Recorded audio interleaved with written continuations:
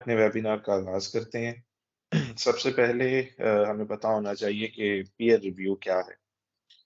Evaluation of scientific, academic, or professional work by others working in the same field by one or more people with similar competencies as the producer of the work.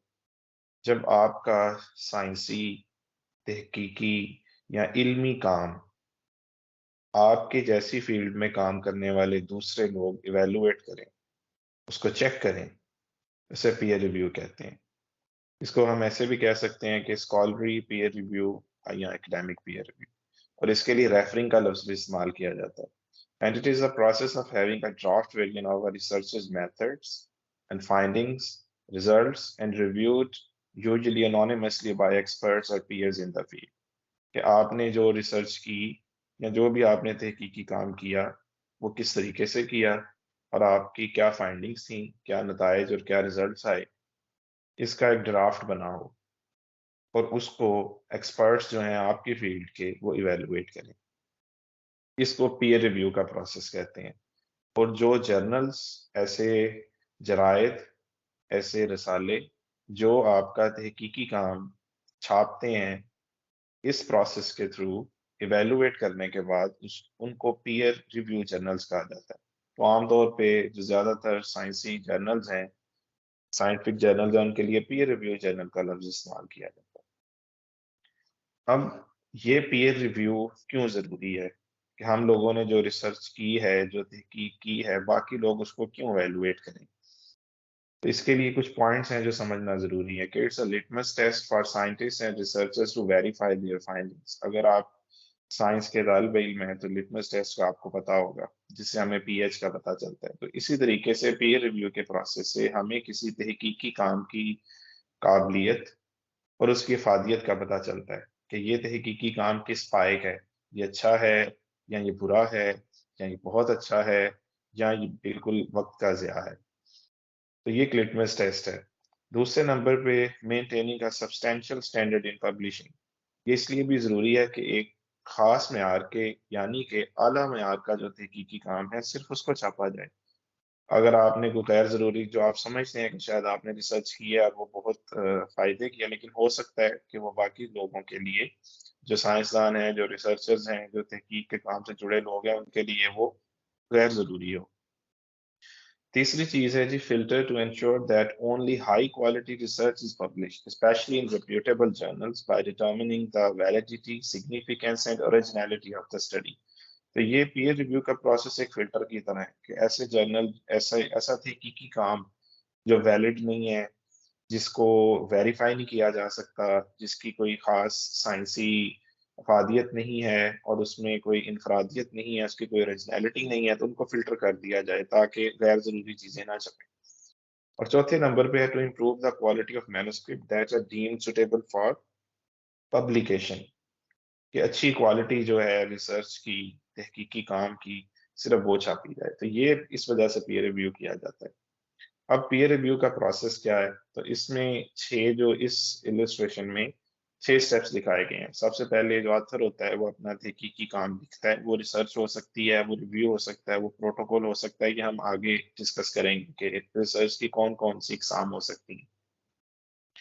वो अपना तहकीकी काम लिखता है और उसका एक manuscript बनाता है। मैन्युस्क्रिप्ट का मतलब ये है कि ऐसा तहकीकी काम जो अभी पब्लिश नहीं हुआ, पब्लिश होने से पहले उसके लिए मैन्युस्क्रिप्ट का लफ्ज इस्तेमाल किया जाता है अंग्रेजी में। उसे पेपर लोग कह देते हैं, लेकिन असल में वो दरअसल वो मैन्युस्क्रिप्ट होता है।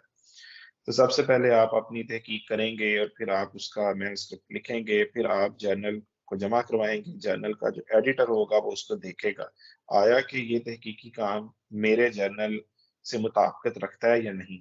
अगर रखता है तो वो फिर आगे एक्सपर्ट्स को दे देगा, जो आपकी फील्ड के ही लोग होंगे। अगर आप बायोटेक्नोलॉजी में आपने रिसर्च किया है तो जो एडिटर होगा वो ये देखेगा, जो बायोटेक्नोलॉजी का जर्नल है उसका एडिटर देखेगा कि हाँ, ये बायोटेक्नोलॉजी से रिलेटेड काम है, और फिर वो भेज देगा बायोटेक्नोलॉजी के एक्सपर्ट्स को। वो फिर उसको इवेलुएट करेंगे, वो उसको चेक करेंगे, उसको पढ़ेंगे, जो भी उन्होंने अपना एक मयार कायम किया हुआ है उसके मुताबिक वो उसको परखेंगे, और फिर वो अपने कमेंट्स, अपने सजेशंस, अपने रिव्यूज जो हैं वो एडिटर को जमा करवा देंगे। और एडिटर फिर वही जो कमेंट्स हैं, जो उसको एक्सपर्ट्स की तरफ से मिले हैं वो आपको भेजेगा, और आप उन कमेंट्स को एड्रेस करेंगे। आप उन कमेंट्स की रोशनी में अपने पेपर को इम्प्रूव करने की कोशिश करेंगे, और फिर आप दोबारा जमा करवाएंगे, और ये सर्कल चलता रहेगा ता वक्त कि जो एडिटर है वो मुतमिन हो जाएगा कि आपने जो भी आपको नसीहतें की गई थी और मशवरे दिए गए थे रिव्यूअर्स की तरफ से, आपने उनको एड्रेस कर लिया है, आपने उनको पूरा कर लिया है। जब उसको इस चीज की यकीन दहानी हो जाएगी तो आपका पेपर छप जाएगा।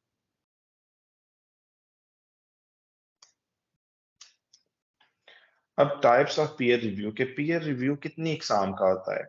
आमतौर पे ये 6 किस्म का होता है। पहला होता है सिंगल एनोनिमस या सिंगल एनोनिमाइज्ड या single blind.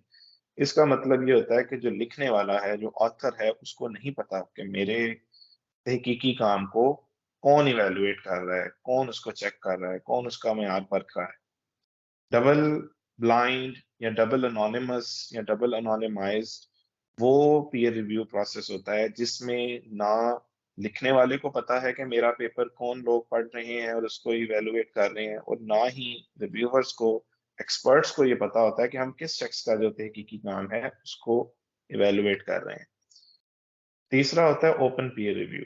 Open peer peer review ऐसा प्रोसेस है जिसमें सभी लोग एक दूसरे को जानते हैं। ऑथर को भी पता है कि भाई मेरा पेपर जो है वो कौन से लोग चेक कर रहे हैं, और उन साइंसदानों को भी पता है कि हम किस शख्स का पेपर जो है वो रिव्यू कर रहे हैं, उसको इवेलुएट कर रहे हैं।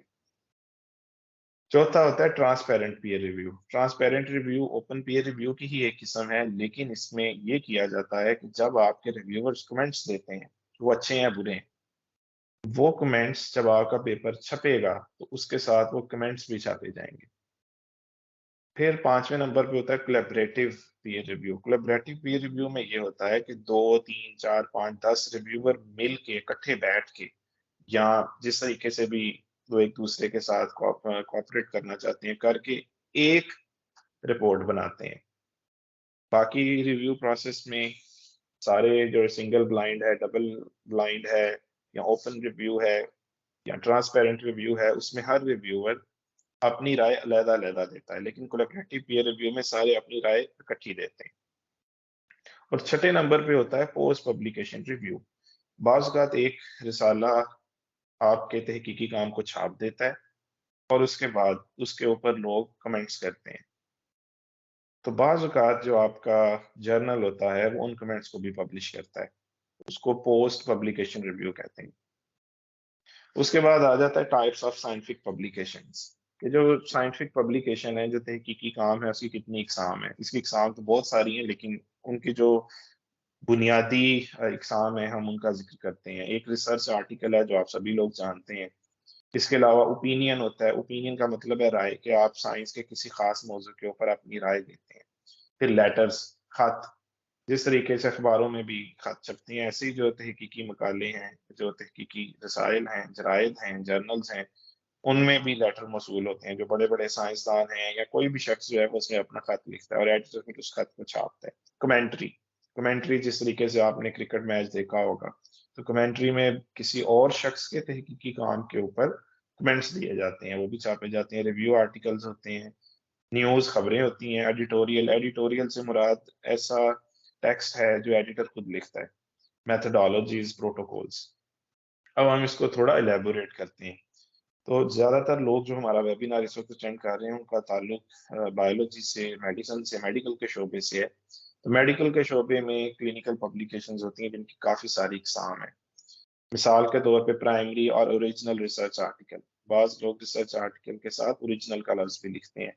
वो रैंडमाइज कंट्रोल ट्रायल हो सकता है, क्लिनिकल ट्रायल हो सकता है, बिफोर एंड आफ्टर स्टडी हो सकती है, cohort study, case control study, cross sectional survey, diagnostic test assessment, case report, case series, technical note. और ये सेकेंडरी और रिव्यू आर्टिकल्स भी हो सकते हैं। ये नैरेटिव रिव्यू आर्टिकल होता है कि आप किसी खास मौजू को पेश करते हैं और आप उसी को, उसके ऊपर अपने आर्गुमेंट्स देते हैं। सिस्टमैटिक रिव्यू हो सकता है, या मेटा एनालिसिस हो सकता है। फिर स्पेशल आर्टिकल्स होते हैं, उसमें letters, correspondence, short communication, editorial, opinion, commentaries, pictorial essays वगैरह वगैरह वगैरह।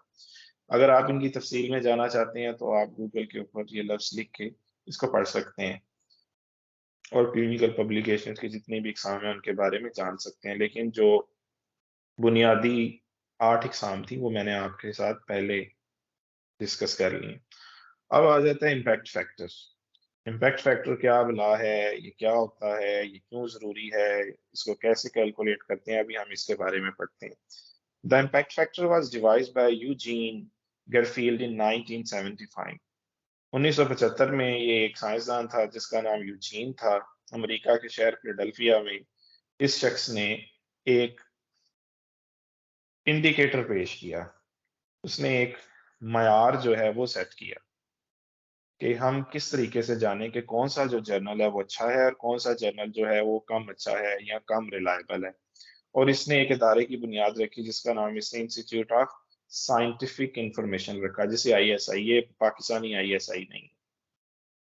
अब 1975 में इस शख्स ने शुरू किया, लेकिन आजकल जो इम्पैक्ट फैक्टर है वो एक अदारा असाइन करता है, लगाता है, उसका नाम है क्लैरीविट।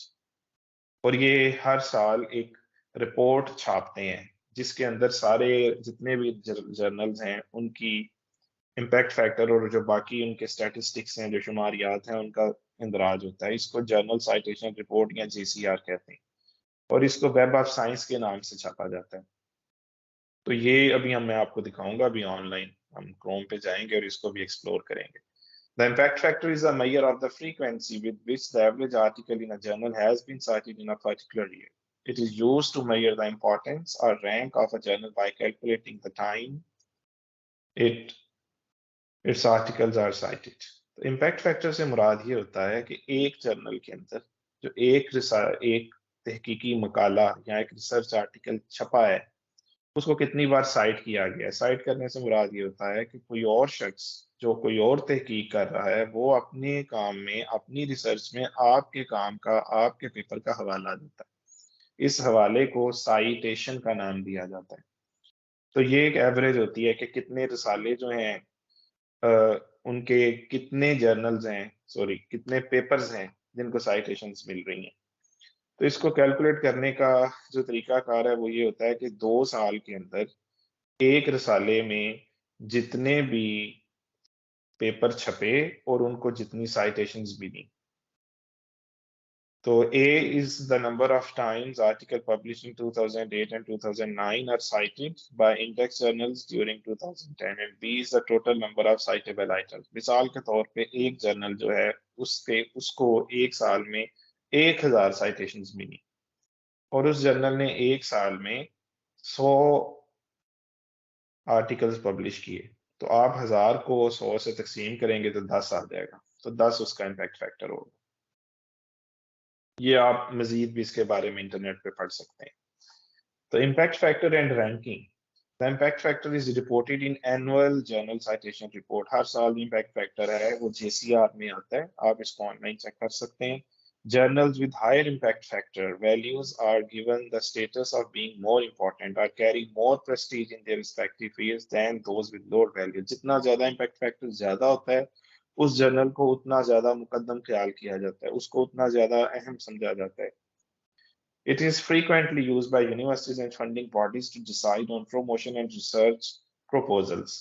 आमतौर पे जो मुख्तलिफ यूनिवर्सिटी हैं पूरी दुनिया में, जब आप वहाँ पे किसी फैकल्टी पोजीशन के लिए अप्लाई करते हैं, आप किसी अदारे को, जिस तरह पाकिस्तान में हायर एजुकेशन कमीशन है, पाकिस्तान साइंस फाउंडेशन है, उनको अर्जी लिखते हैं, उनको दरख्वास्त देते हैं कि मैं रिसर्च करना चाहता हूँ, मुझे फंड दें। तो वो लोग ये देखते हैं कि आपका जो तहकीकी काम जो आपने पहले किया है, वो जो छपा है, उन जर्नल्स का इम्पैक्ट फैक्टर क्या है। जितना ज्यादा इम्पैक्ट फैक्टर होगा आपके लिए जॉब लेना, प्रमोशन लेना, फंड लेना उतना आसान होगा।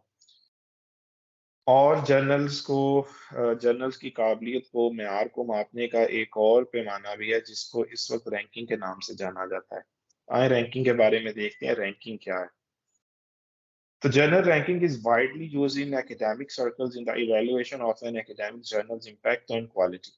Journal ranking are intended to reflect the place of a journal within its field, the relative difficulty of being published in that journal, and the prestige associated with it। तो ranking आपको ये बताती है कि एक शोबे के अंदर, मिसाल के तौर पे बायोलॉजी एक शोबा है और उस शोबे के अंदर 100 जर्नल्स हैं। तो रैंकिंग से हमें ये पता चलेगा कि ये जो एक खास जर्नल है ये उन 100 जर्नल में किस जगह पे है, वो पहले नंबर पे है, वो दूसरे नंबर पे है, वो तीसरे पे है, वो चौथे पे है, वो पांचवें पे है। तो इसको आसानी के लिए आमतौर पे क्वाड्रेंट्स में तकसीम कर लिया जाता है कि Q1, Q2, Q3, Q4। क्योंकि हो सकता है कि जो आपके टोटल जर्नल्स हैं उस फील्ड के वो 100 ना हो, वो 102 हो, वो 155 हो, वो 300 हो, वो 400 हो। तो जितने भी जर्नल्स होंगे हम उनको चार हिस्सों में तकसीम कर लेंगे। तो जो पहला हिस्सा होगा उसको Q1 कहेंगे, जो दूसरे में आएंगे उनको Q2 कहेंगे, Q3 और Q4। तो जो Q1 रैंक के जर्नल्स होंगे इसका मतलब ये है कि उनका इम्पैक्ट फैक्टर ज्यादा है, वो ज्यादा अच्छे हैं, वो ज्यादा बेहतर है। क्योंकि जो रैंकिंग, जो इम्पैक्ट फैक्टर है वो हर फील्ड में सेम नहीं है। जो मेडिसिन है उसके जर्नल्स का इम्पैक्ट फैक्टर और रैंकिंग मुख्तलिफ है न्यूक्लियर मेडिसिन से। जो फिजिक्स के जर्नल्स हैं उनकी तादाद मुख्तलिफ है, उनका इम्पैक्ट फैक्टर हो सकता है कम हो। उसकी वजह यह है कि मिसाल के तौर पे हम न्यूक्लियर या एटॉमिक फिजिक्स की ही मिसाल ले लेते हैं। तो एटॉमिक फिजिक्स में कम लोग तहकीक करते हैं, कम लोग उसमें जाते हैं, और उनके जो जर्नल्स हैं उनकी तादाद भी थोड़ी है। मिसाल के तौर पे हो सकता है एटॉमिक फिजिक्स के 20 जर्नल हों और मेडिसिन के हो सकता है 1000 जर्नल्स हों। तो इस वजह से जो मेडिकल फील्ड के जर्नल्स हैं उनमें इम्पैक्ट फैक्टर बहुत ज्यादा होता है, ये 200 से भी ज्यादा तजावज कर जाता है। जबकि जो न्यूक्लियर फिजिक्स होगी उसके जो जर्नल्स होंगे उनका इम्पैक्ट फैक्टर बहुत थोड़ा होगा। लेकिन इसका मतलब ये नहीं है कि न्यूक्लियर फिजिक्स के जो जर्नल्स हैं वो बेकार हैं, नहीं, हरगिज नहीं।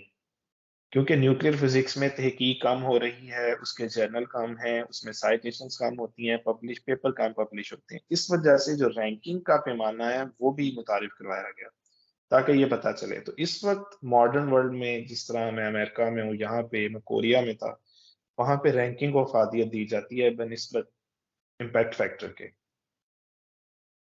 अब ये एक और तस्वीर है जिससे हमें पता चल सकता है कि रैंकिंग कैसे है।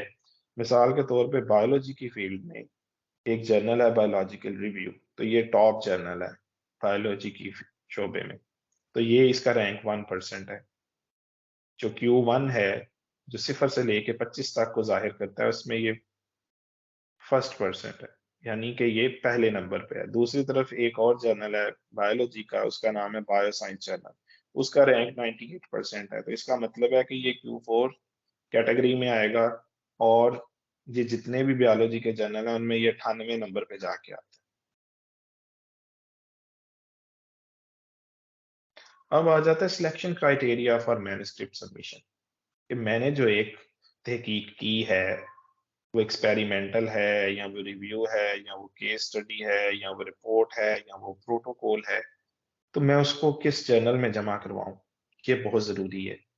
तो इसके लिए कुछ बुनियादी उसूल हैं जिनको समझना ज़रूरी है। उसमें स्कोप ऑफ जर्नल है, रेलेवेंस टू रिसर्च है, रेपुटेशन ऑफ पब्लिशर है, quality of research, frequency of issues, impact factor and ranking, special issues, open access versus subscription, peer review and publication time, previous publication history और record. अब हम एक एक को discuss करते हैं।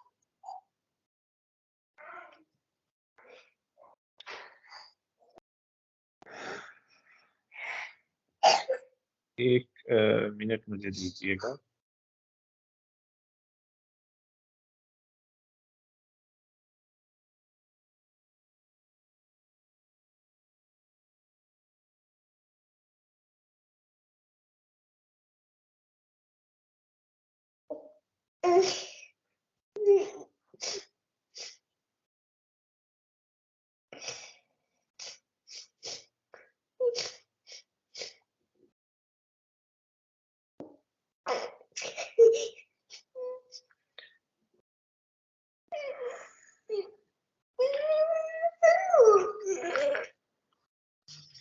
तो सबसे पहले हम स्कोप ऑफ जर्नल को स्टडी करते हैं कि स्कोप ऑफ जर्नल से क्या मुराद है।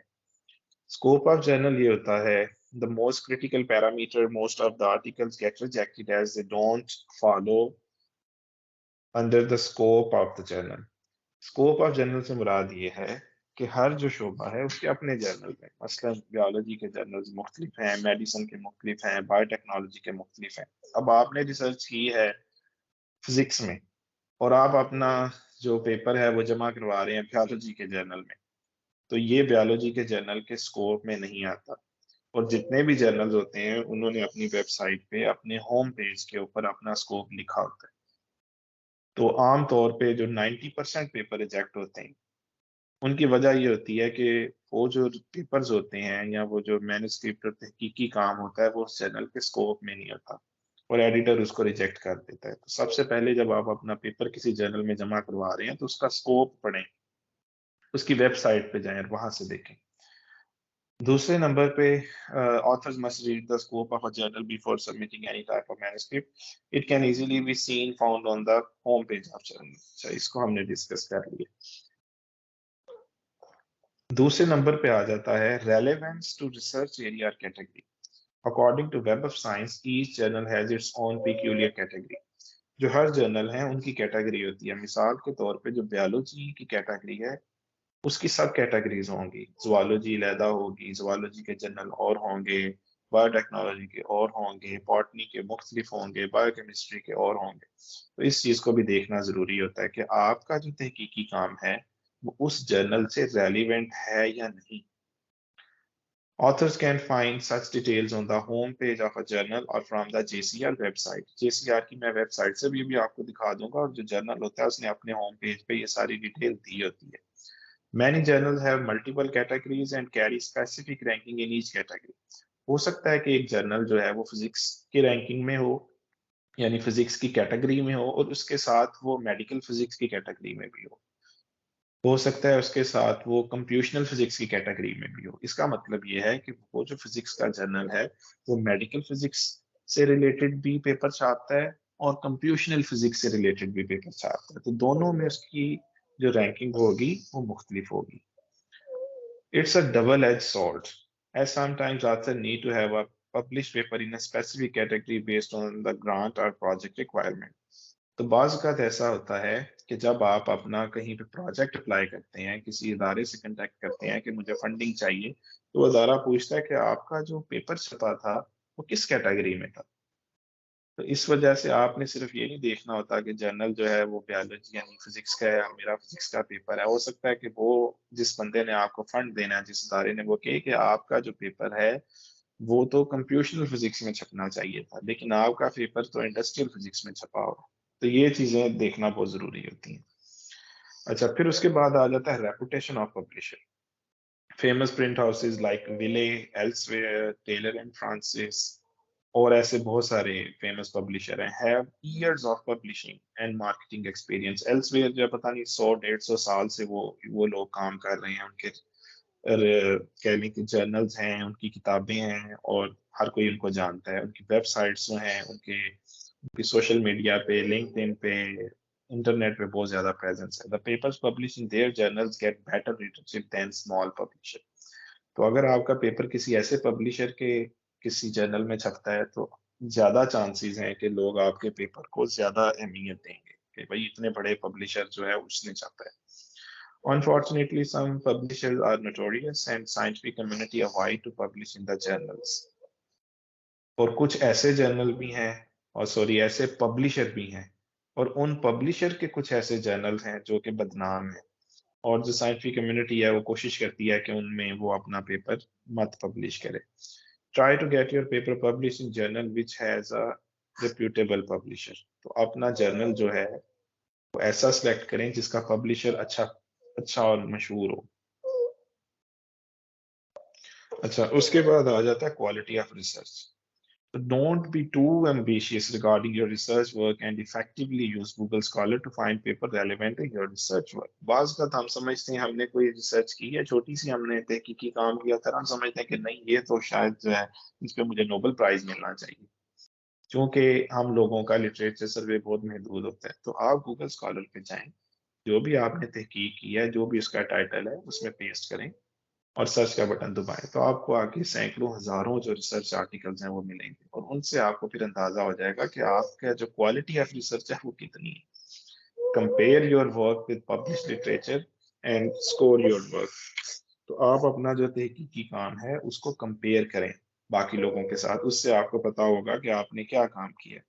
Comparison can be based on the type and number of assays you perform. मिसाल के तौर पे एक कंपैरिजन ये हो सकता है कि अगर आपने किसी बैक्टीरिया पे काम किया है और आपने उस बैक्टीरिया की डिफरेंट प्रॉपर्टीज चेक की हैं, उसकी शेप, उसका साइज, वो उसमें कैंसर सेल्स को किल करने की सलाहियत है कि नहीं, और मुख्तलिफ तरह के आपने एसेस किए। तो अब जो पेपर ऑलरेडी पब्लिश हुआ है, आप उसमें देखें कि उसने कितने एसेस किए हैं। आपने हो सकता है 2 ऐसे किए हों, हो सकता है उसने 20 किए हों। तो जितने ज्यादा उसने एसेस किए हैं, इसका मतलब है उसने उतने ज्यादा जावियों से उस तहकीक को देखा है, तो उसका काम ज्यादा वैलिड होगा बनिस्बत आपकी। तो आप इसकी बेस पे भी अपने क्वालिटी ऑफ रिसर्च को देख सकते हैं। Then find journal based on that score और कंपैरिजन। तो फिर आप उसी हिसाब से देखें कि जो मेरा रिसर्च वर्क है उसमें मैंने कितना कुछ किया है, तो उसको किस तरह के जर्नल में मुझे छापना है। The papers from the journal you use for comparison could be potential journal for your publication। तो आपको ऐसा पेपर जो आपको लग रहा है कि आपके काम से मिलता जुलता है, तो देखें वो पेपर किस जर्नल में छपा है। जिस जर्नल में छपा है समझें कि वो एक टारगेट जर्नल है, आप उस जर्नल में अपना पेपर जमा करवा सकते हैं। फिर आ जाता है फ्रीक्वेंसी ऑफ इश्यूज। इशू का मतलब क्या होता है? Issue refers to how many times that periodical का मतलब है journal has been publish during that year. यानी कि जो एक जर्नल है वो एक साल में, मिसाल के तौर पे एक जर्नल है और वो उनके पास एक महीने में 100 आर्टिकल्स आए, तो वो क्या करेंगे कि वो 100 आर्टिकल जोड़ के किताब बना लेंगे। तो उस एक किताब को हम कहेंगे periodical। फिर while volume typically refer to the number of years the publication has been circulated। तो periodical जो होगा वो एक किताब होगी, तो जो जर्नल ज्यादा पेपर छापता होगा उसके periodical उतने ज्यादा होंगे। ठीक है, अगर एक जर्नल ने साल में 10 periodical छापे, इसका मतलब ये है कि वो जर्नल ज्यादा पेपर पब्लिश करता है बनिस्बत उसके जिसने एक साल में एक periodical छापा। अच्छा, एक और इस्तेलाह है जो बहुत इस्तेमाल होती है, volume. Volume typically refer to the number of years the publication has been circulated, कि वो जो जर्नल है वो कितने साल से चल रहा है। Every journal has its own policy for publishing issues per year. बाज जर्नल ऐसे हैं कि पूरे साल में एक इशू निकालते हैं, एक ही periodical निकालते हैं, यानी कि उस जर्नल में पेपर जमा करवाना काफी मुश्किल काम है। पेपर तो आप जमा करवाएंगे लेकिन उसके छपने के चांसेस कम हो सकते हैं, क्योंकि वो उनका क्राइटेरिया बहुत सख्त है और वो बहुत कम पेपर एक्सेप्ट करते हैं। तो more issues per year means that a journal is publishing accepting high number of articles. Hence, one can have more chances of the acceptance in this type of journal in comparison to a journal which has less number of issues. For example, 1 issue per year versus 12 issues per year। तो इससे भी आपको अंदाजा हो जाता है कि कितने इश्यूज छप रहे हैं और कितने ज्यादा चांस हैं। Special issue. तो स्पेशल इशू क्या है? Special issue is a collection of articles that concentrates on a topical research area within the scope of a journal. तो बाज़ औक़ात कोई इमर्जिंग, जिस तरीके से आजकल नैनो टेक्नोलॉजी पे बहुत काम हो रहा है, मिसाल के तौर पे वैक्सीन कैटेगरी का कोई जर्नल है, तो वो कहेंगे कि अच्छा हम ऐसे जो पेपर हैं वो छापें जिसमें नैनो पार्टिकल को दिखाया गया हो कि कैसे वो वैक्सीन के लिए इस्तेमाल हो रहे हैं, वैक्सीन की क्वालिटी को बढ़ा रहे हैं। तो वो फिर एक इश्तिहार निकालेंगे और कहेंगे जी special, it is a special issue, the application of nanoparticles in vaccine. तो स्पेशल इशू में ये होता है कि जो जर्नल का एडिटर होता है और जर्नल होता है वो उसको प्रायोरिटी देता है। वो उसमें उस जो पेपर उनको मौसूल होते हैं उस स्पेशल इशू में वो उनको जल्दी जल्दी प्रोसेस करते हैं, जल्दी रिव्यू करते हैं, जल्दी पब्लिश करते हैं। तो इस तरीके से आपका टाइम बच जाता है। तो one can expect speedy editorial processing of the article जब submitted to a special issue. फिर आ जाता है open access versus subscription. Open access is a publication option standard set by the journal publisher. अच्छा, ओपन एक्सेस का मतलब किस्सा मुख्तसर ये है कि आपका जो पेपर छपेगा उस जर्नल में उसको कोई भी शख्स पढ़ सकता है, उसको कोई कीमत अदा नहीं करनी पड़ेगी। लेकिन जो रिव्यू प्रोसेस हुआ, जो उसको छापा, जो किताबें बनाई, जो इंक लगी, जो कागज लगा, जो इंटरनेट के ऊपर इश्तेहार आया, सारा प्रोसेस हुआ, उस पे तो खर्चा होता है। वो पैसे कौन देगा? वो पैसे ऑथर देगा, यानी आप पे करेंगे। आप पे करेंगे और बाकी लोग मुफ्त पढ़ेंगे। और सब्सक्रिप्शन में ये होता है कि जो ऑथर्स होते हैं वो कोई कीमत नहीं देते, बल्कि जिस शख्स ने आपका पेपर पढ़ना होता है वो कीमत अदा करता है। उसको जो भी $1, $5, $100 जो भी फीस है वो देनी पड़ती है जर्नल को, फिर वो उसका पेपर पढ़ सकता है। और कुछ जर्नल ओपन एक्सेस होते हैं, कुछ जर्नल सब्सक्रिप्शन होते हैं, और कुछ जर्नल हाइब्रिड होते हैं। हाइब्रिड का मतलब होता है कि जब आप उसमें अपना पेपर जमा करवाते हैं, पेपर एक्सेप्ट होता है, तो जर्नल आपसे पूछता है कि भाई आप अपने पेपर को ओपन एक्सेस रखना चाहते हो या सब्सक्रिप्शन पे जाना चाहते हो। तो अगर आपके पास पैसे होते हैं तो आप उसको ओपन एक्सेस करते हैं। ओपन एक्सेस से ये फायदा होता है कि चूंकि किसी को पैसे नहीं देने पड़ते पढ़ने के लिए, तो ज्यादा लोग पढ़ते हैं और आपका जो काम है वो ज्यादा लोगों तक पहुंचता है। आपकी तहकीक का दायरा वसी होता है और आपको साइटेशन ज्यादा मिलती हैं। इसलिए ये बहुत जरूरी है कि जेब में आपके पैसे नहीं है और आप ऐसा जर्नल सेलेक्ट कर बैठे हैं जो ओपन एक्सेस है।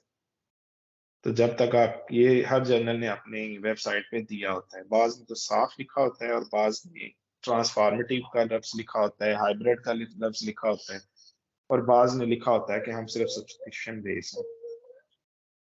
फिर आ जाता है peer review, publication time and previously publication history. अक्सर जो जर्नल्स हैं वो अपने जर्नल की वेबसाइट के ऊपर बताते हैं कि हमारा पब्लिकेशन टाइम कितना है। हो सकता है कि आपने पीएचडी की रिसर्च की है और आप एचईसी की रिक्वायरमेंट है, Higher Education Commission of Pakistan की, कि आपका एक रिसर्च आर्टिकल हो तो आपको, आप पीएचडी की डिग्री के लिए एलिजिबल हैं। अब आपने सारी रिसर्च कर ली और सारा पेपर बना लिया, अब आपने पेपर जमा करवा दिया, लेकिन उस जर्नल का पब्लिकेशन टाइम जो है वो है मिसाल के तौर पे 6 महीने। 6 महीने का मतलब ये नहीं कि 6 महीने वो आपका पेपर रिव्यू करेंगे और पेपर एक्सेप्ट हो जाएगा। हो सकता है वो 6 महीने के बाद बताएं कि पेपर आपका रिजेक्ट होगा, तो आपके तो 6 महीने जाया हो गए। आप फिर उसको ठीक करेंगे और फिर उसको जमा करवाएंगे। तो इस वजह से पब्लिकेशन टाइम देखना बहुत जरूरी है। अक्सर जर्नल ने अपनी वेबसाइट पे दिया होता है। और इसके अलावा पीयर रिव्यू, पब्लिकेशन टाइम और प्रीवियस पब्लिकेशन हिस्ट्री। अगर किसी जर्नल में ऑलरेडी आपका पेपर छपा हुआ है तो वो भी एक बड़ी अच्छी चीज है, क्योंकि आपका ऑलरेडी रिकॉर्ड उनके पास है और उन्हें पता है कि रेप्यूटेड जो हैं वो ऑथर्स हैं, तो वो आपके पेपर को इम्पोर्टेंस देंगे और आपका पेपर वहां पे एक्सेप्ट होने के चांसेस ज्यादा है।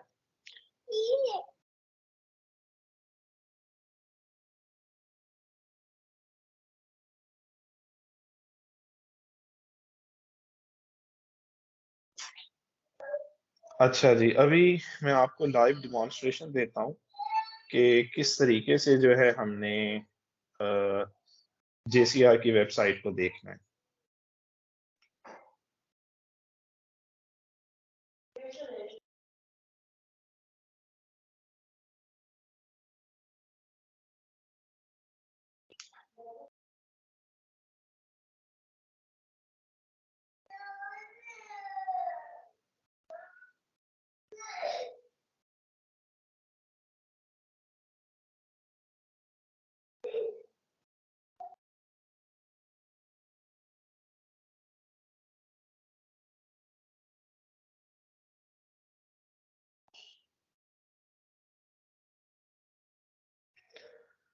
जी, तो अभी हमने गूगल क्रोम खोल लिया है। ये जेसीआर की वेबसाइट है, jcr.clarivate.com। और इसको इस्तेमाल करने के लिए ज़रूरी होता है कि आपके पास अपना इंस्टीट्यूशनल ईमेल आईडी हो।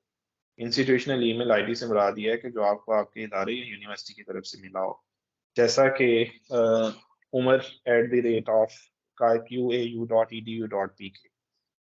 इस पे मैं लॉगिन होने के लिए अपना इंस्टीट्यूशनल ईमेल आईडी यूज़ करूंगा। मैं साइन इन करूंगा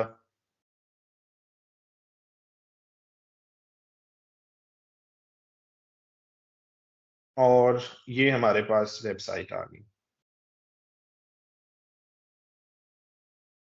अब इसमें आप देख सकते हैं कि डिफरेंट क्राइटेरिया, जर्नल्स हैं, कैटेगरीज हैं, पब्लिशर्स हैं। मैंने जिस तरह आपको कैटेगरीज का बताया था, अगर आप कैटेगरी पे क्लिक क्लिक करेंगे तो एग्रीकल्चर साइंसेज जो है, इसकी कैटेगरी में मजीद 7 कैटेगरीज हैं। Agricultural, economy, policy, engineering, blah blah blah. Art and humanities और इंटरडिसिप्लिनरी में 8 कैटेगरीज हैं। बायोलॉजी और केमिस्ट्री में 34 हैं, केमिस्ट्री में 21 हैं, क्लिनिकल मेडिसिन में 59 कैटेगरीज हैं, कंप्यूटर साइंस में 14 हैं, इकोनॉमिक्स में 21 हैं। तो आप यहाँ से भी देख सकते हैं। मिसाल के तौर पे आप बायोलॉजी में जाएं, वहाँ पे ये कैटेगरीज हैं। बायोलॉजी में andrology, biochemical research method, biology, biophysics, cell and tissue engineering. अब आप देखना चाहते हैं cell and tissue engineering category में कौन सा जर्नल है, आप इस पर क्लिक करेंगे और ये आ जाएगा। इस कैटेगरी में 2 जर्नल, इस कैटेगरी में है 29 जर्नल्स हैं। इस पे हम क्लिक करेंगे, ये हमारे पास वो जर्नल्स आ जाएंगे।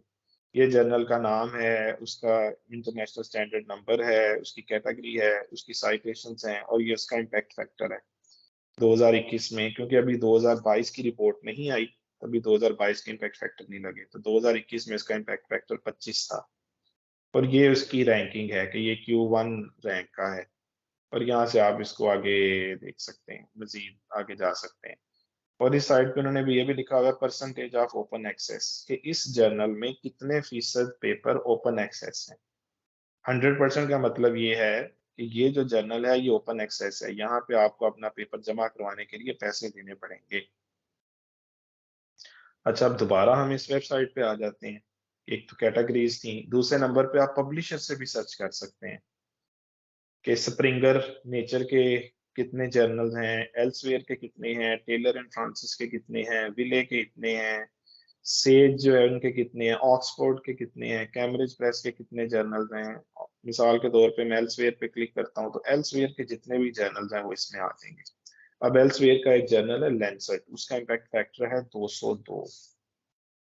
इससे आप अंदाजा लगाएं कि कितना प्रेस्टिजियस जर्नल है। लैंसेट माइक्रोब, लैंसेट साइकाइट्री वगैरह वगैरह, तो ये इम्पैक्ट फैक्टर यहाँ पे लिखे हुए हैं और वो ओपन एक्सेस हैं नहीं है, कितने फीसद हैं वो भी यहाँ से देख सकते हैं। फिर एक क्राइटेरिया होता है कंट्रीज एंड रीजन्स, क्या आप ये भी देख सकते हैं कि किस मुल्क के कितने जर्नल्स हैं। तो वो 5,951 जर्नल अमेरिका से छपते हैं, 4,526 इंग्लैंड के हैं, नीदरलैंड, हॉलैंड जो कि चुना सा मुल्क है, शायद लाहौर जितना भी नहीं है, उनके 1,329 जर्नल है। फिर जर्मनी, फिर स्पेन, पाकिस्तान। पाकिस्तान बहुत आगे जाके कहीं आता है। तो अगर आप यूएस को क्लिक करते हैं तो अब उनके जितने भी यूएस के जर्नल हैं उनका, अब यूएस का एक जर्नल है कैंसर जर्नल फॉर क्लिनिशियन, जिसका इम्पैक्ट फैक्टर है 286। ये दुनिया का वाहिद जर्नल है जिसका हाईएस्ट इम्पैक्ट फैक्टर है, 250 से ज्यादा है। फिर एक new England journal of medicine है, इसका इम्पैक्ट फैक्टर 176 है। Journal of American medical association है, इसका 157 है। इस तरीके से अब हम दोबारा वेबसाइट के होम पेज पे आते हैं और अब हम किसी जर्नल का नाम लिखते हैं। मिसाल के तौर पे एक जर्नल है जिसका नाम है नैनो कन्वर्जेंस, इसमें मेरा एक पेपर छपा था। तो हम इसको, इस पे इसका जब हम नाम लिखना शुरू करेंगे तो वो खुद ही हमें सजेस्ट करेगा। अब हम क्लिक करते हैं तो इसकी डिटेल्स आ जाएंगी। यहाँ से आप सिलेक्ट कर सकते हैं बाय जानिब से कि आप किस साल की जेसीआर रिपोर्ट देखना चाहते हैं। तो इस वक्त 2021 की है, ये उसका इंटरनेशनल नंबर है, ये उसकी एब्रीवेशन है, ये उसकी आईएसओ एब्रीवेशन है। और यहाँ भी मजीद डिटेल्स हैं कि उसकी कैटेगरी क्या है। ये material science and multidisciplinary category में भी आता है, nano science and nano technology में आता है। इसकी लैंग्वेज इंग्लिश है, यानी अंग्रेजी जुबान में छपता है। रीजन इसका जर्मनी है, ये जर्मनी से छपता है। और जो इसको छाप रहा है वो यूएसए में। और इसका 1 इशू पर ईयर है, यानी कि ये साल में सिर्फ एक आर्टिकल निकालते हैं, यानी सिर्फ साल में एक ही किताब ये छापते हैं। इसका मतलब ये है कि ये जो जर्नल है ये कम पेपर पब्लिश करता है। और इसका जो पब्लिशर है वो स्प्रिंगर है। इसको पहली दफा इलेक्ट्रॉनिक जेसीआर यानी इम्पैक्ट फैक्टर कब मिला था, 2018 में इस जर्नल को पहली दफा इम्पैक्ट फैक्टर लगा था। तो इसका इम्पैक्ट फैक्टर 10.38 है। यहाँ पे इन्होंने वो ग्राफ बनाया हुआ है जहाँ से आपको पता चल सकता है कि इम्पैक्ट फैक्टर बढ़ रहा है कम हो रहा है। तो यहाँ से भी आपको अंदाजा हो जाता है कि कुछ जर्नल्स ऐसी हैं उनका इम्पैक्ट फैक्टर बढ़ रहा होता है। इसका मतलब ये है कि आने वाले दिनों में और ज्यादा हो जाएगा। तो ये जर्नल अच्छे हैं। और बाज ऐसे होते हैं उनका इम्पैक्ट फैक्टर कम हो रहा होता है, तो उनसे गुरेज करना चाहिए। ये इन्होंने इस जर्नल के कुछ पेपर्स का बताया हुआ है यहाँ पे कि उनको कितनी साइटेशन मिली हैं। ये कुछ और पैरामीटर्स हैं जो आपसे रिलेटेड नहीं हैं फिलहाल। ये ओपन एक्सेस पे बात आ जाती है कि इस जर्नल ये 100% ओपन एक्सेस है, यानी इसमें जो भी पेपर छपेगा उसके लिए आपको फीस पे करनी पड़ेगी। मजे की बात यह है कि जिस वक्त मैंने इसमें पेपर जमा करवाया था और मेरा पेपर छपा था उस वक्त ये ओपन एक्सेस नहीं था, उस वक्त फीस नहीं थी। लेकिन अभी इन्होंने फीस रख दी है, कोई भी पेपर छापेगा तो उसको फीस पे करनी है। अब ये हम रैंकिंग पे आ गए हैं। तो आप देखें कि material science and multi disciplinary category में इसकी रैंकिंग जो है, ये इस कैटेगरी के 3,345 जर्नल्स हैं, उसमें ये 53वें नंबर पे है और ये Q1 है। तो इसकी रैंकिंग निकालने का तरीका ये है कि 100 में से ये 84.78 निकालें तो जो बचेगा वो इसकी रैंकिंग होगी। अच्छा, nano science and nano technology में इसकी रैंक उस कैटेगरी के 109 जर्नल हैं और उसमें ये 25वें नंबर पे है। फिर फिजिक्स में और अप्लाइड फिजिक्स की कैटेगरी में 161 जर्नल है, उसमें ये 20वें नंबर पे है। ये मैं आपको पहले जिक्र कर रहा था कि एक जर्नल की मल्टीपल रैंकिंग्स हो सकती हैं। फिर उसके बाद हम नीचे आ जाते हैं। कुछ और इंटरेस्टिंग फिगर्स हैं इस, ये है जर्नल साइटेशन रिलेशनशिप के। इस जर्नल के जो पेपर हैं उनको जो साइटेशंस मिल रही हैं वो किन जर्नल से मिल रही हैं, कौन से जर्नल्स हैं जो हैं उनमें जो पेपर छपे हैं उन्होंने इस जर्नल के पेपर्स को साइट किया है। तो ये उन्होंने दिए हुए हैं, मसलन nano convergence, nano material, ACS applied material interface, advance functional material, ये मुख्तलिफ जर्नल हैं जिन्होंने इस जर्नल के पेपर्स को साइट किया है। ये कुछ मजीद पैरामीटर्स हैं। अच्छा, अब यहाँ पे आ जाता है कंट्रीब्यूशन बाय कंट्री और रीजन के। इस जर्नल में जो पेपर छप रहे हैं वो किस मुल्क के हैं। तो वो आप देख सकते हैं कि इसमें जो 73 पेपर छपे हैं वो साउथ कोरियन प्रोफेसर्स के थे। 34 पेपर ऐसे थे जो USA से थे, 17 ऐसे थे जो चाइना से थे, 5 ऐसे थे ऑस्ट्रेलिया से, इंडिया से थे, एंड सो ऑन। तो ये JCR की वेबसाइट है, इसको भी आप वाइजली इस्तेमाल कर सकते हैं। और बहुत बहुत शुक्रिया आप लोगों का। आज का जो हमारा वेबिनार है वो अपने इख्तिताम को पहुंचा। आप लोगों का अगर कोई क्वेश्चन है तो आप लोग बिला झिझक टाइप कर सकते हैं और वो मुझे यहाँ पे चैट में नज़र आ जाएगा। तो 5 मिनट में देता हूँ क्वेश्चंस के लिए। अगर किसी का कोई सवाल नहीं होगा तो यहाँ पे इस वक्त लॉस एंजलिस में इफ्तारी का टाइम शुरू हो चुका है, फिर मैं आपसे इजाज़त चाहूँगा। तो अभी 5 मिनट में देता हूँ, अगर आपका कोई सवाल है तो आप इसमें टाइप कर सकते हैं, क्वेश्चन एंड आंसर में, या चैट में आप जा सकते हैं, चैट में भी आप लिख सकते हैं।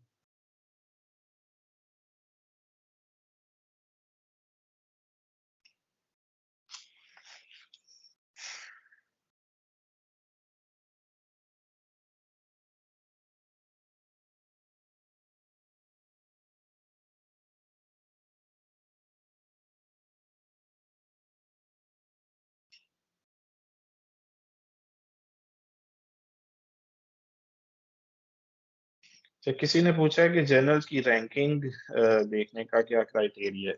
तो वो एक्चुअली इम्पैक्ट फैक्टर ही है, लेकिन उस खास कैटेगरी में। तो इसको मैं समझता हूँ कि आपको रैंकिंग कैलकुलेट करने की बजाय सिर्फ ये देखना चाहिए कि रैंकिंग है क्या। और वो रैंकिंग देखने के लिए आप JCR की वेबसाइट यूज कर सकते हैं। और अक्सर जो जर्नल्स हैं उन्होंने अपनी रैंकिंग अपने जर्नल के होम पेज के ऊपर, होम पेज का से मुराद है कि जब आप उस जर्नल को ओपन करते हैं इंटरनेट पे, तो जो पहला सफा आता है उसके ऊपर दी होती है। बाज लोगों ने जर्नल मैट्रिक्स में दिया होता है, बाज लोगों ने जर्नल की इंट्रोडक्शन में दिया होता है, तो आप वहां से आपको रैंकिंग पता चल सकती है।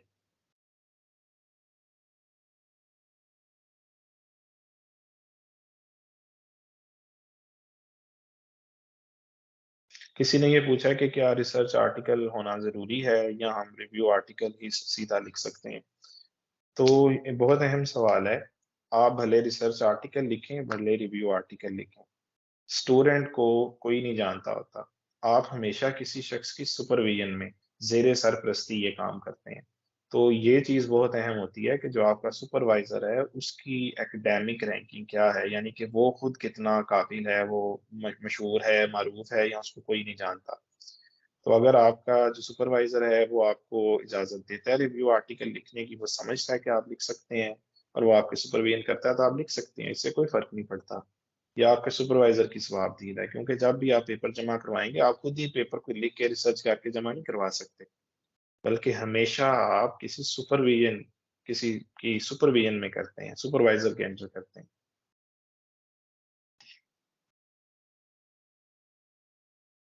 किसी ने लिखा हुआ है कि is it better to have a paper publish in any journal than no publication at all.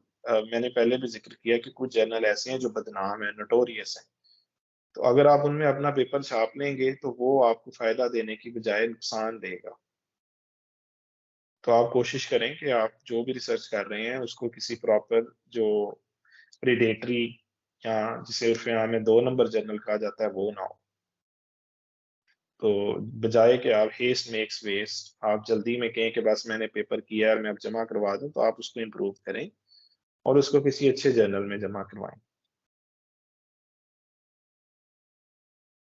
किसी ने पूछा एमएलटी के हवाले से हम आगे क्या कर सकते हैं, तो ये मेरा यूट्यूब पे एक चैनल है करियर एनिग्मा के नाम से और फेसबुक पे एक मेरा पेज है light health sciences information desk.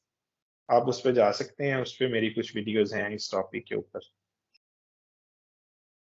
और किसी ने पूछा है कि अगर जर्नल जो है उसकी मेडिसिन की भी कैटेगरी हो और इंजीनियरिंग की भी हो, what if my journal involve both medicine and engineering then. हाँ, तो उसमें अगर आपकी रिसर्च मेडिसिन और इंजीनियरिंग का अमलगम है, दोनों से पे मुश्तमिल है, तो बायोमेडिकल इंजीनियरिंग कैटेगरी के जर्नल हैं। आप जेसीआर की वेबसाइट से उस कैटेगरी में जाएं, उसमें आपको ढेरों ढेर जर्नल मिलेंगे, आप उसमें जमा करवा लें। रिकॉर्डिंग की मैं कोशिश करता हूँ कि मैं रिकॉर्डिंग ये रिकॉर्ड